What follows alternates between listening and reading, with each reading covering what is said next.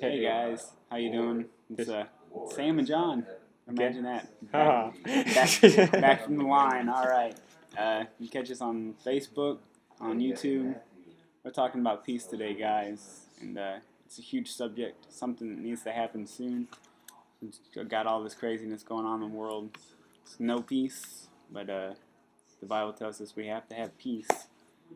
And it's the best way to go. You have to have peace with your neighbors, peace within yourself, peace with God, and peace with your enemies. So, John, let's kick it off today, hot and heavy.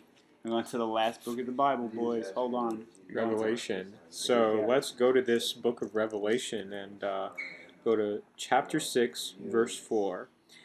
Then another horse came out, a fiery red one. Its rider was given power to take peace from the earth and to make men slay each other. To him was given a large sword. All right, you know what it's saying? It's saying that the end times it's going to be rough. You gotta hold your own. And there's not going to be any peace, so you're going to have to find peace in God to make sure that you're not in peace in that time of the earth where there's nothing going on. And one thing that I do definitely see, and not mean to interrupt, but it shows that God really does have authority on peace. Oh, for sure. He's definitely got the authority to where he can send a horseman, someone, and say, I'm going to take peace from the earth to fulfill this word. Yeah, and just right off of that, we're going to hop right into Matthew 10:34. It says, "Do not suppose that I have come to bring peace to the earth." It's Jesus talking. It's in red. You can read it. It says, "I did not come to bring peace, but a sword." So Jesus is saying, I did not come to bring peace. I came to bring you weapons to fight demonic powers. That he didn't come so that you could be at peace with everyone.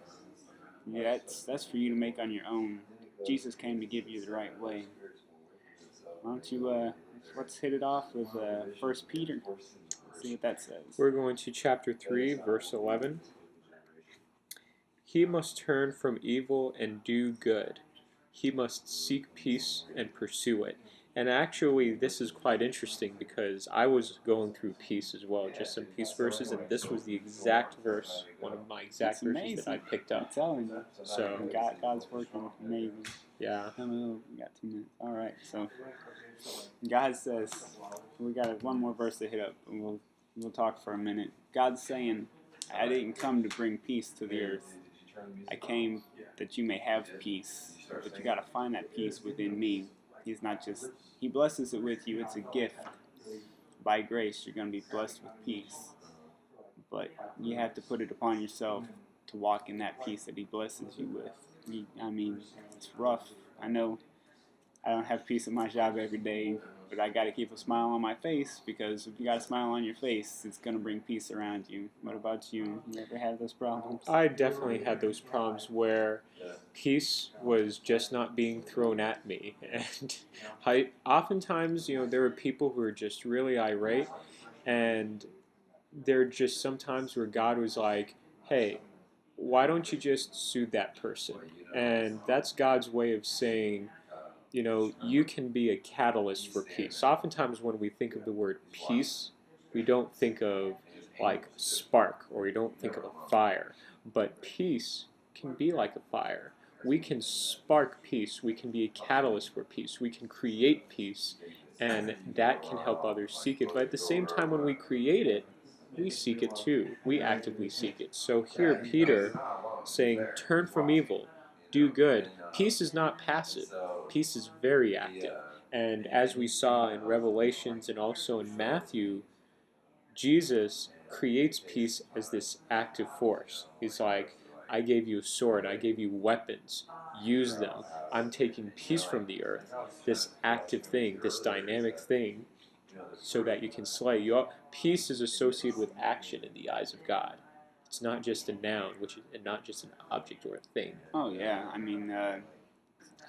The world always looks at peace as calming and soothing.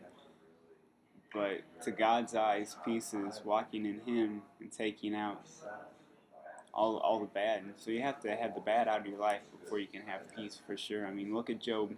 Job's whole entire Bible was going through a rough time, but in the end, he ended up with peace. It's after he came back to God. So, regardless of if you fall away or not, there's always room to peace when you come back.